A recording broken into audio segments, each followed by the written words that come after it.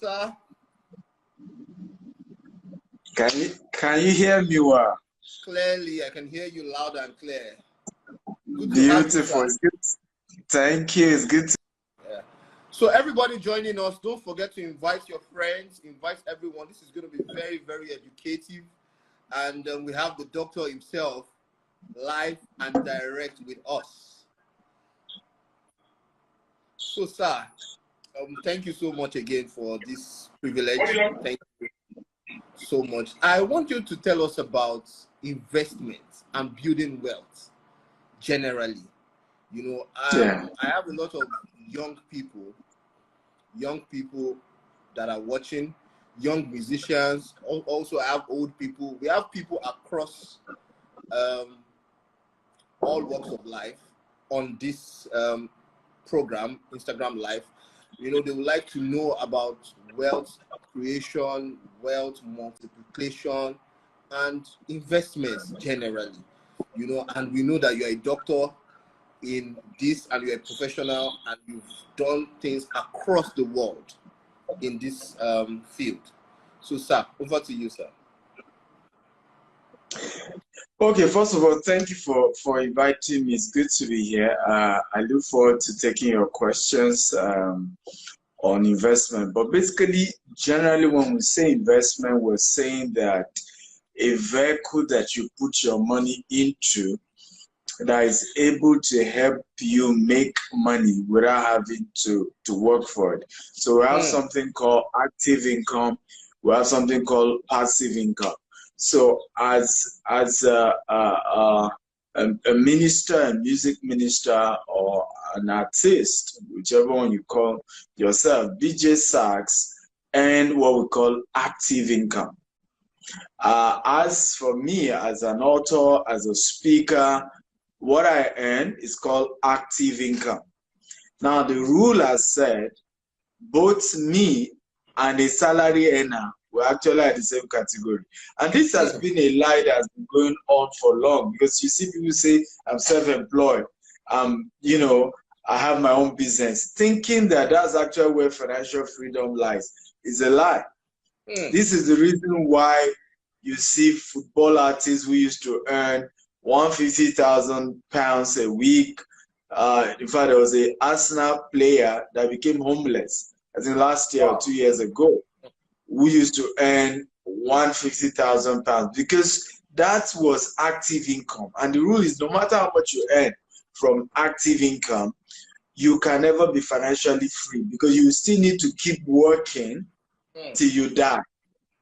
Right? So, sorry to cut you short. So that category falls into people like us and a lot of people listening, where we have to perform. If we don't show, if they don't see our face, we can't make money. So a lot of them are here watching. So okay, sir. Exactly. So, and this is where a lot of entertainers have been mistaken. I mean, if you look at Nollywood, for example, you see many of the aged artists having to say, oh, they are sick, let's contribute money. And you will say, when they were younger and they were earning money, where did the money go? Now, what happened was that they did not put that money into source of passive income. So when you earn active income, you have to put that money into a source of passive income. So I started, for example, one of the things I did earlier was a speaker. I used to organize conference, used to organize trade fairs, used to sell popcorn. I had a lot of things that were generating active income, even though I could call myself a businessman, but I was actually self-employed, because once your business does not have a system that with or without you, the business generates revenue, you are still self-employed. It's not even, if you like, even have plenty staff. As long as without you, right, the income. This is very, very, very, very, very profound, sir. Yes. So as long as without you, the revenue is limited, you see self-employed, right? And the rule is employee and self-employed can never be rich because they have to work till they die.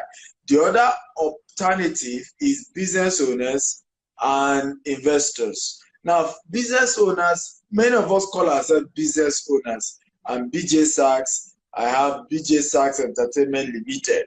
so I'm a business owner. No, no, you are self-employed. You are only a business owner when, like MTN, with or without your input, money comes in. Like Globacom, with or without your input. Like Nestle. Okay, can you say the founder of Nestle need to be involved in Nestle, or even the CEO? With or without them, Nestle is bringing money, right?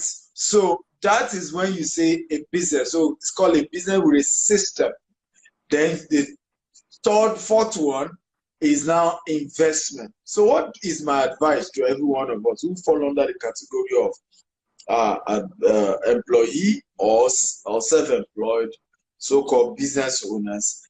Begin to put a portion of your income into what? Into an investment that is a source of passive income. And that is how to become financially free.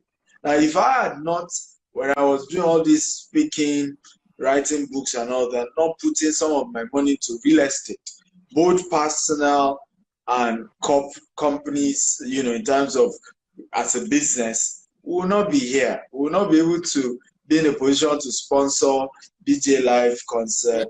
I will not have offices in US, in UK, in Dubai, and all that we've done today. We will not, because those things were possible because I put an active income into a vehicle of passive income.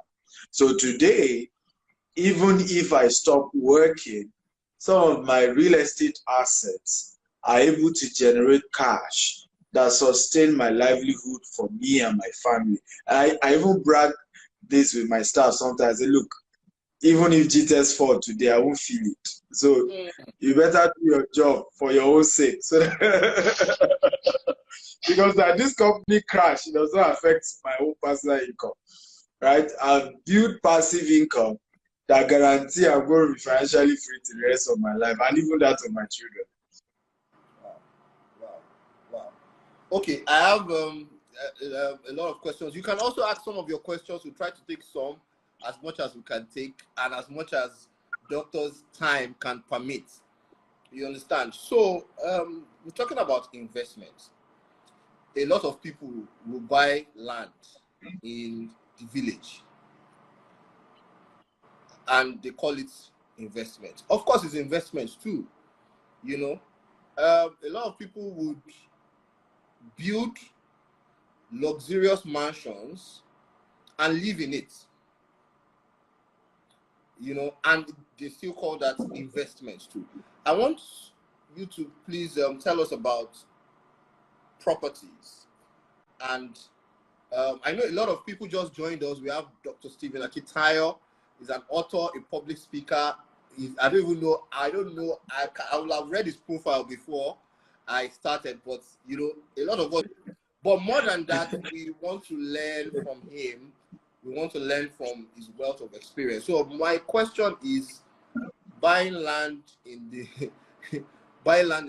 village and building a mansion in the village, you know, what kind of investments can one do, you know, to skyrocket one to unending wealth? Thank you very much. Very good question. So first of all, the investment that I recommend is called land banking. Land banking is the process of land banking. Banking land. Okay? Just like when you bank money, what you do, you deposit into your account, you withdraw, is money banking, right? Or cash banking. You can do the same for land. Land banking is the process of aggregating land for the purpose of development or investment. So the process of you buying land for future sales, maybe you're buying it so that in future when it has appreciated, you sell it and make money. That's called land banking. And now, many people then do that, but they do it in the village, like you said, and it's wrong because except your village is Lagos, you know, some people's village is Saleko, some people's village is Benjileki, some people's village is Ikorodu. So except your village is in Lagos and its environs, or your village is in Abuja. So according to Goldman Sachs, Lagos is number one return on investment when it comes to real estate. Abuja is number 2 in the whole of Africa. Port Harcourt is number 3, as well as I think Johannesburg. Port Harcourt and one city in South Africa are number 3 place to get the highest return, according to Goldman Sachs. So this is not even a Nigerian research. This is a US biggest investment bank in the world. So when you understand this, then you know that going to my village, in fact, there was somebody chatting me on TikTok today. I was like, don't you have land in Enugu? I said, well, we'll soon get to Enugu. However, let me warn you, this land banking thing is not a thing of I'm doing it in my village or I'm doing in my own village. I still don't have a plot of land. Yet we have over 10,000. Eh? Where's your village, sir? My village is I'm an Egba man, so my village is somewhere in Ifo. We Egba, we have like Abule in Abeokuta. We still have some our farm, which is now called. My Olabisi Onabanjo campus was in Ifo. I studied engineering, so we had a campus. Oh, beautiful! In Ibogi.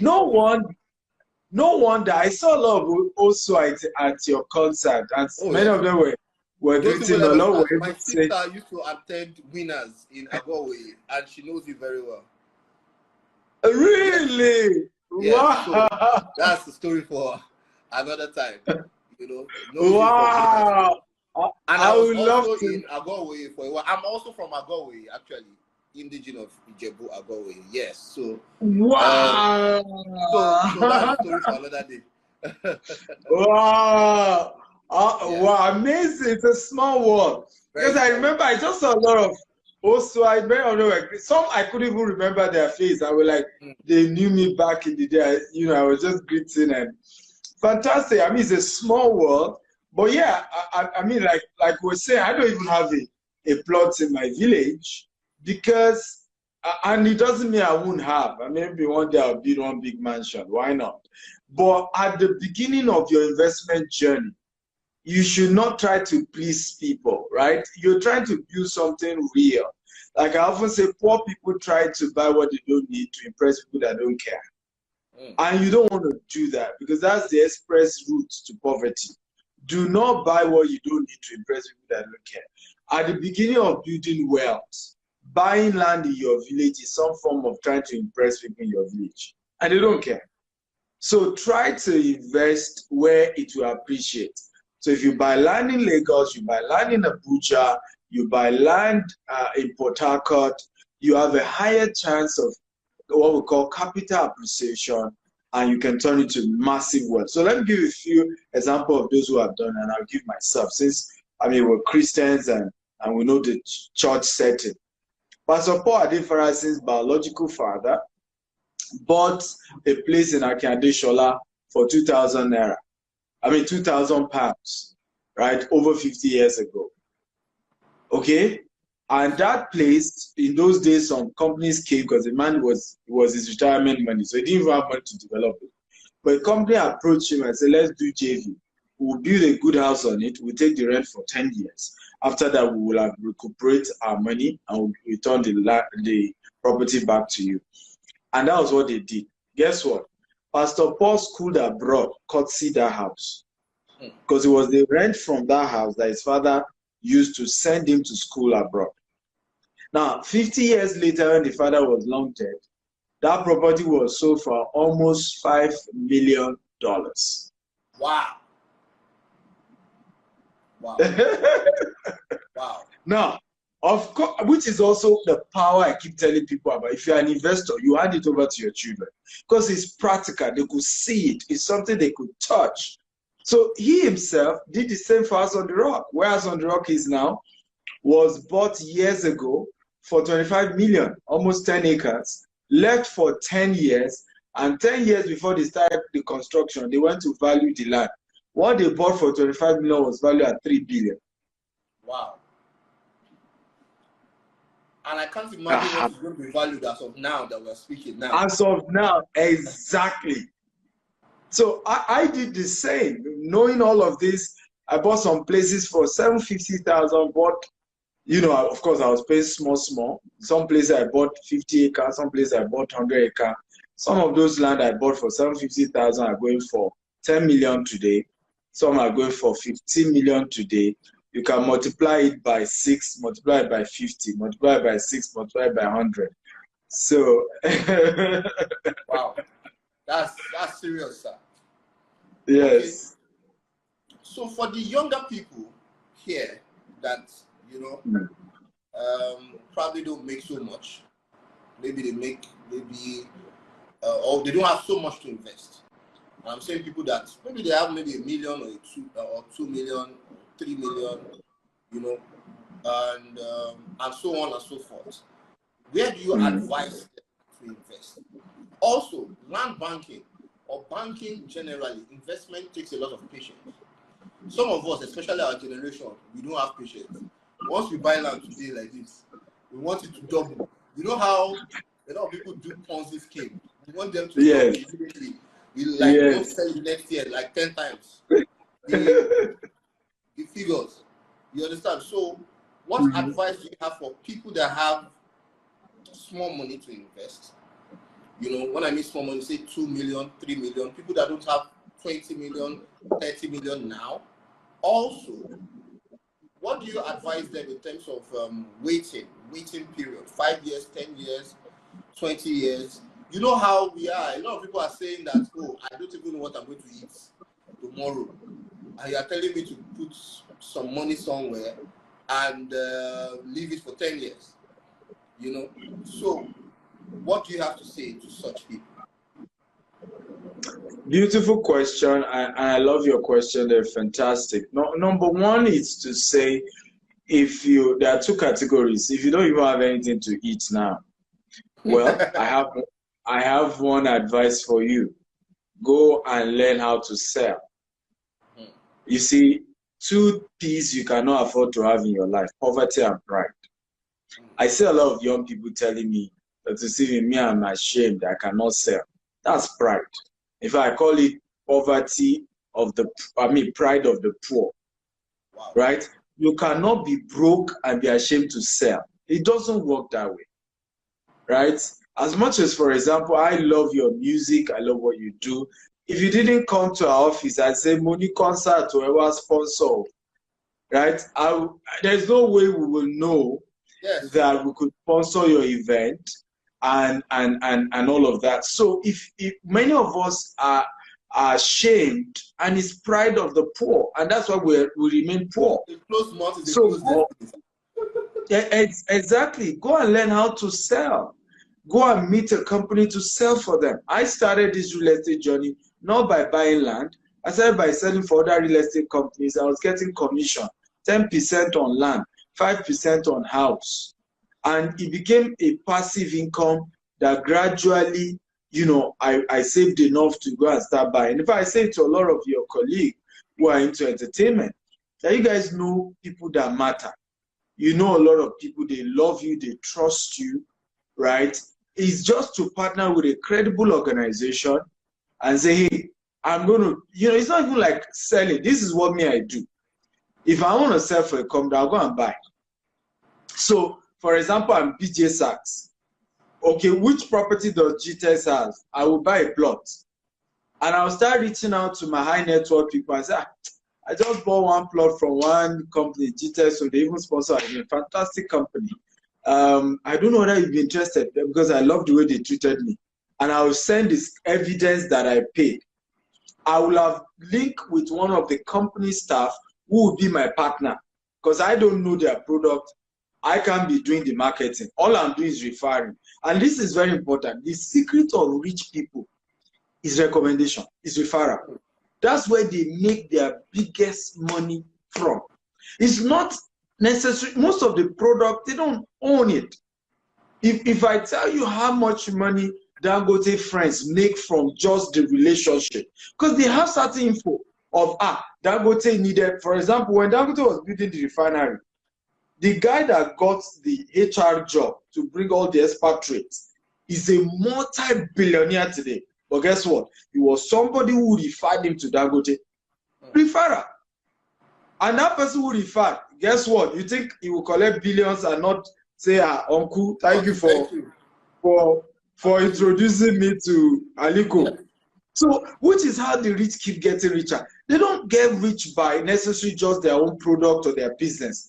They connect, they refer, they link, they build, and that just keeps opening more doors, right? As long as you're dealing with reputable organizations. So don't tell me you're broke. Don't tell me you don't have money. Start referring. Start looking for who. Instead of going to beg your uncle, give me $500, give me $200, refer him to a product that he needs and make sure it's a credible organization, not your greed overriding, referring him to something not legit because you just want to get a commission. No, make sure it's something legit, because what you earn in commission or in referral fee is far more than that $200, more than that $500. Now, for those of you now say, oh, all I have is 2 million, it's 5 million, it's 3 million. You see, humility is also really important in investment. I never got to buy Ibejuleke as my first plot. In fact, my first set of properties did not have C of O. Right? It was in fact, the day they took me to the first set of property I bought commercially, 50 acre, they were pointing 2 kilometers away. Say, you see that tree? 2 kilometers away. I say, yes. Say, your land will start from there. I'm sure you'll be like, and how do I get into this place? And it was all water. It was waterlogged. So to even, I remember bringing my friend who is into real estate. He said, so Dr. Steve, you see, it's rich people that do water area. My advice, don't try them. I brought my brother too. I was saying, everybody discouraged me. But this was what they were the only one allowing me to pay as gradually. The other ones were asking me for big money, big money. I don't have the money. And this is the secret, and everybody should write it down. When God is ready to bless you, you must be willing to do the impossible with the available. Let me say this again. When God is ready to bless you, your own part of that deal is being willing to do the impossible with the available. And if you check all through the scriptures, God never gave anybody what they want, not even Jacob. Jacob has served his in-law and they've cheated him. And even when they were now to say, okay, we will pay you, it was to be giving him the striped ones that were not many. But guess what? His willingness to do the impossible with the available, God showed up. And we know the end of the story. Yes. The same thing with Abraham. Yes, you want to say something? I wanted to say and emphasize on that be willing to do the impossible with what is available. So no matter what is available, no matter how small or how big it is, what you have in your hands, what is available, be willing to do the impossible with that little that you have. That little that you think is nothing, some people have used that to create generational wealth. Exactly. Exactly. Thank you very much, so, sir. Yeah. So instead of saying, Ibejuleke is where I want to buy, your 2 million naira can cover money here. Go and buy it. Right? The only thing is make sure you have mentorship, you have advice, you have support. So, for example, we're launching one of our estates in Ibadan, Monia. Why are we doing that? Monia, has the train station in Ibadan. They are doing the business district, just what you have in Bodija. What's it called? The main city center of Ibadan now. They are repeating it in Monia. So what's the wisdom? If you are going to wait till when all those things are there, you pay higher, you pay premium. Now is the time to go and buy it when the project is ongoing. So right now, you can see with 2 million, you still buy in that area. And that's why I say mentorship, because so you don't go and buy one area in Ibadan that there's no development, there's no project, there's nothing that will make it go. Yeah, so there's a need for mentorship so that you know the areas you are buying that have potential to grow. Those who understood this and started buying around redemption camp, they know what they are making now. Shimawa, but they targeted Redeem, they targeted the universities coming up. So in land banking, it's not just go and buy any land. There are strategies around it, and I've done several videos as well on YouTube. You can go watch it. I can join my coaching program as well. But there's a lot of material that guides you on which right land banking you do, not just to go and throw money away. But if you are open to that, you see that you can buy in some other, suburbs or closer to Lagos or areas with certain unique projects that have potential to appreciate. But do not wait till you have money for Lekki, which is the mistake young people are doing. Guess what? The Lekki they used to shout about now, the world has moved. Who wants to live in Lekki anymore? In fact, I was telling somebody, I said, if you understand how land banking works, 50 years from now, Lekki will be the new Mushi, will be the new Bariga, will be the new, and some of them are saying, what are you talking about? I said, okay, let me break down the story of Lagos. In fact, Pastor Matthew was sharing this some days ago. He said they begged him to come, and Okwebi was 1,000 naira. Wow. Agege were 500 naira. Yeah, wow. This is over 40 years ago. Yes. Wow. 1,000 naira. 1,000 naira Okwebi. And what people didn't even know was that 10 years before that time Pastor Matthew was talking about, to go to Okwebi, you have to run because it's the ritual. It's the same way they say Igbo Rumole. That was like the Igbo Rumole of Lagos. The same Okwebi, Wow. Right? That's why the airport is in Ikeja. They don't situate airport in city. It was development that catch up with the airport you see in Lagos today.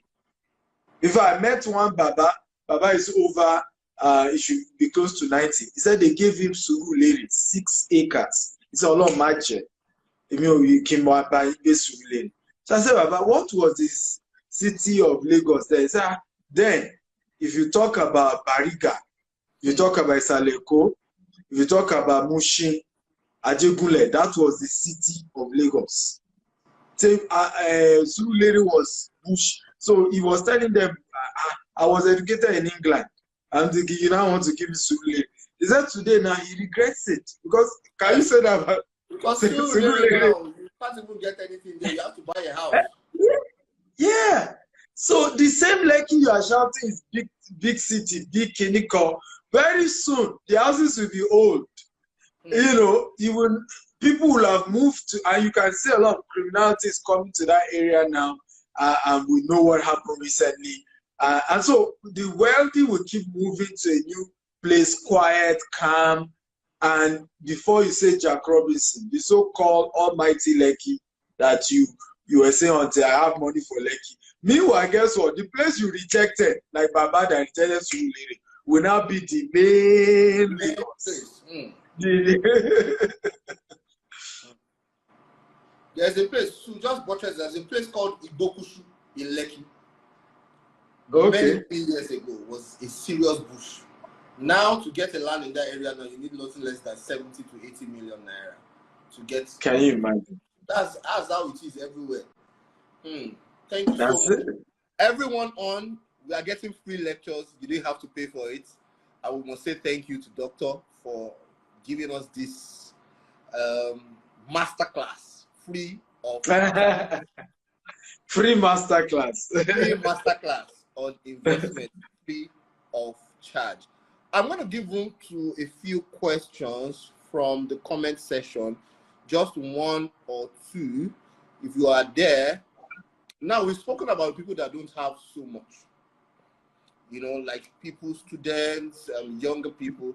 Now, let's talk about the very established people, and the kind of business that they do. So what most people do, you've spoken about land banking, and a lot of people don't understand, especially rich people.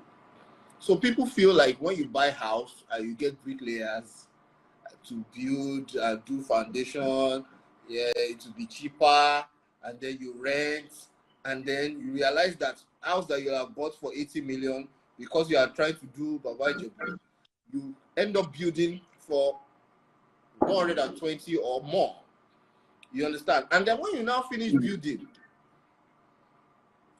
you now have to rent it out.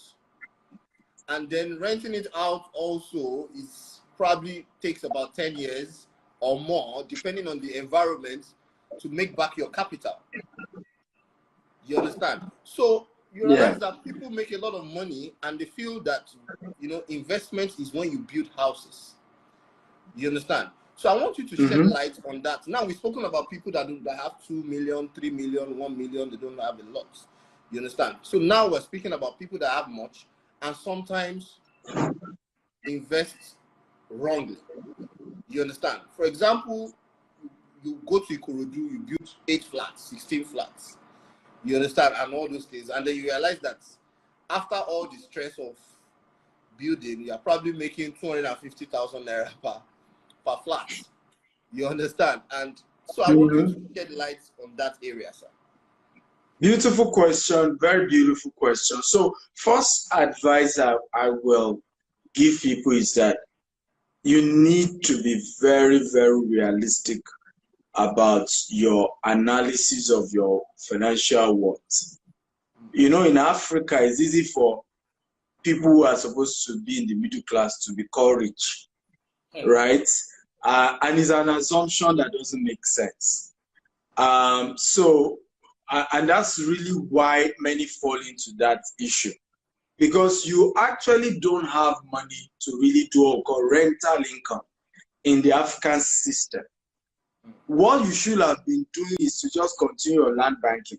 Rental income business is a fantastic business, but it comes with certain strategy. Number one, you must do it if you want to get good returns. Do it in where high net worth people live. I'll give an example. If you build your house in Ikoyi or VI or Banana Island, the caliber of people who even rent it are not the caliber of people who owe you rent. Yes. Right? Just because of where it is. So there is no need to be praying and fasting about getting your tenants to pay money. for tenants to pay money. So, but what happened is that you are not yet at that financial level where you can afford to buy land in that high area, in those kind of high neighborhood, and build something solid. The quality even of what you are building, right, is solid, that to attract high net worth people living there, okay, and paying you top dollar. You don't have that. But you know, you now go to Abulegba, you build, like you are saying, Ikorodu. There's just no way. They will pray for you, they will believe God for you, they will beg you, they will call family members to beg you when they are owing you rent. So, so my advice to people who are not at that level, for now, but do land banking, but get mentorship. Don't just do it. Many of us, you see, one of the mistakes we make, if I was sharing this with pastor, you know, one of the pastors, top pastors in Port Harcourt, you know, we had lunch together. And, you know, and he was saying to me, he said, Dr. Steve, he said, do you know, I never knew that I needed to have a mentor. I mean, this is a man who pastored almost 10,000 seater church.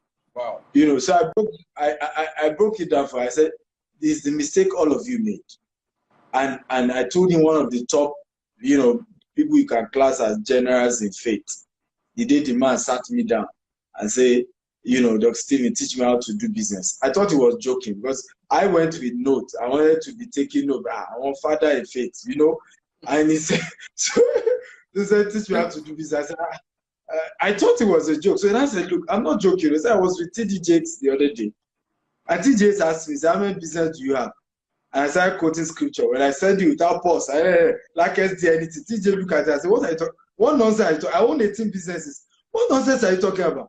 He said at that point he realized that even what he was taught was wrong. And that he's now looking for so mistake, and you see members, which is part of why it's as if a lot of Christians are a bit angry nowadays. Because many of us don't realize that your spiritual mentor is not the same as your business mentor.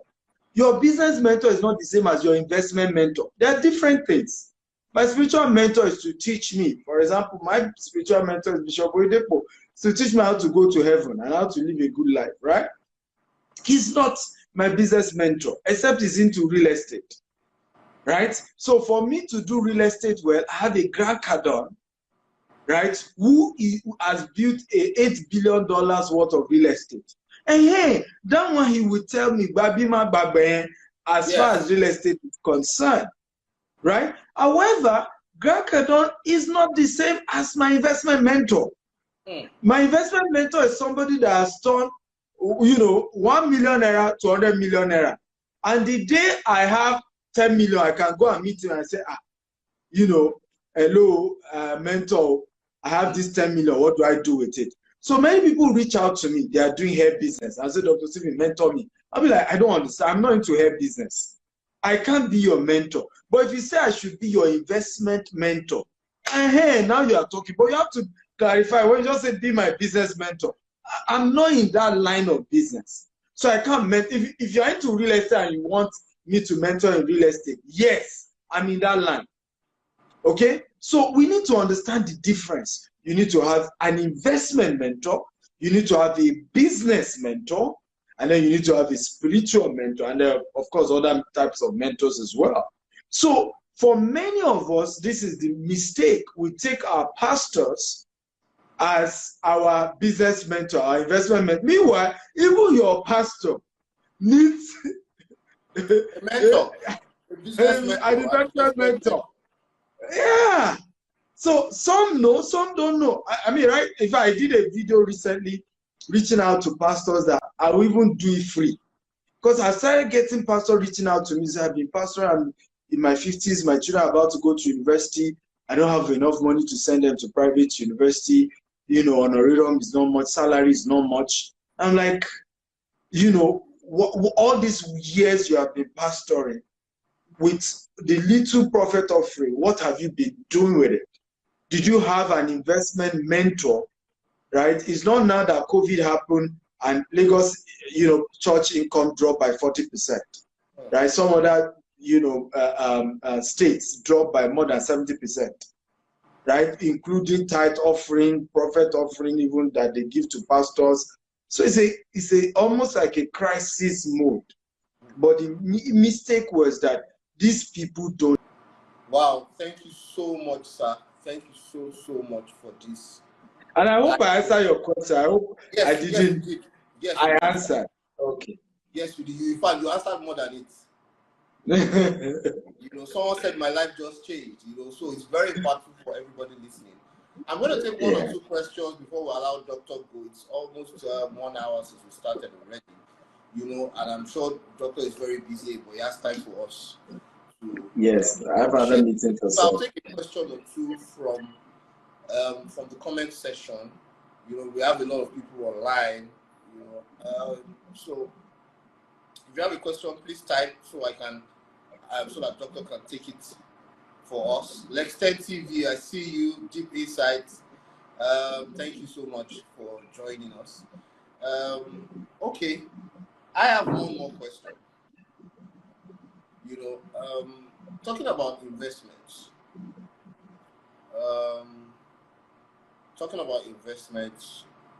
What else can one invest into? What else can one? See, people are asking questions. Is it good to borrow to invest? Someone said, Doctor, look at these questions. Okay, the questions are coming in and they are actually going. So let me see the ones that I can take. Someone asked, Doctor, sir, is it good to borrow to invest? Bamboye Yetunde. Yes, GTEX is Doctor's property company. I'm going to post details so you can follow them for more information. Yeah. So some questions are very funny. Some questions are okay. Should I answer the one you've asked? Yes, sir. Yes, sir. Okay. So is it good to borrow to invest? The answer is yes or no, right? So it depends on what are you investing in. Okay. And that's very important. Also, it depends on, are you borrowing for commercial, is it a business or is personal investment? So for example, I want to buy, 2 plots of land for myself and my family somewhere. To go and say I'm borrowing money might not be the wise idea. But if it's a company like GTEx Homes, for example, GTEx Homes needs to borrow money to buy more land. We have mastered the art of buying land, developing it, selling it.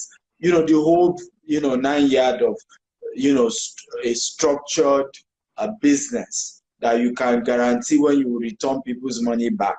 But when you have something that there's no structure around it, if you end up borrowing money, you struggle to pay back, that becomes a major issue. And it also depends on who are you even borrowing this money from.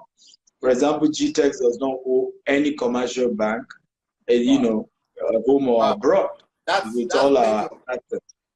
We can't just let that Yes. pass. GTEx does not owe any commercial bank. That's actually very, very, very commendable. Yes. And that's major. We don't owe any bank, home or abroad. But you won't necessarily say we don't borrow, because there are people who invest their money with us and for return. So that's some form of loan of some sort. But it's done as a business. Personally, for example, I owe no man, dead or alive, and I built my life that way. And I'm happy that way. I sleep like a baby, even, and that my company also does not owe. If you disturb me too much, you have access to my WhatsApp, you disturb me too much, I block you, because I'm not owing nobody. So, and I love that peace of mind. Yes. And I think everybody needs that. So I won't, it's a yes or no answer. I'm not just going to say no, don't borrow, right? It's a yes or no. But I will advise, get a mentor. I think the biggest problem, one of the things we do today, for all of you who are trying to get guidance, I will link you up with our wealth advisors. I charge, to coach. I have my one-on-one coaching program is $20,000. We have a group coaching program for $5,000. Then we have the Steve Akintayo University. That one is $47 every month. There are a lot of content from Robert Kiyosaki. I'm getting all this for free. Wow. Thank you so much, Doctor. I'm not saying you are getting it for free. Don't put me to trouble. No. I'm saying that what we are having on life now. Yes. Because these are what we teach. No, I'm not going to do that. I won't do that. I'm saying what we are doing now on live. We are on Instagram Live, broadcasting for free. This is what people pay for. Yes, they pay for it. One-on-one coaching. They pay for it. It's $20,000. Group coaching is $5,000. Then the university is $47 every month. You can join. There's, aside my own content, Robert Kiyosaki content is there, Les Brown content is there, Grant Cardone, John Maxwell, Brian Tracy, all these top guys, their content is on that university. Wow. Thank you so much, sir. Thank you. We really appreciate it. Thank you for having me. Thank you. Bye-bye. all you've shared with us. I'm going to save this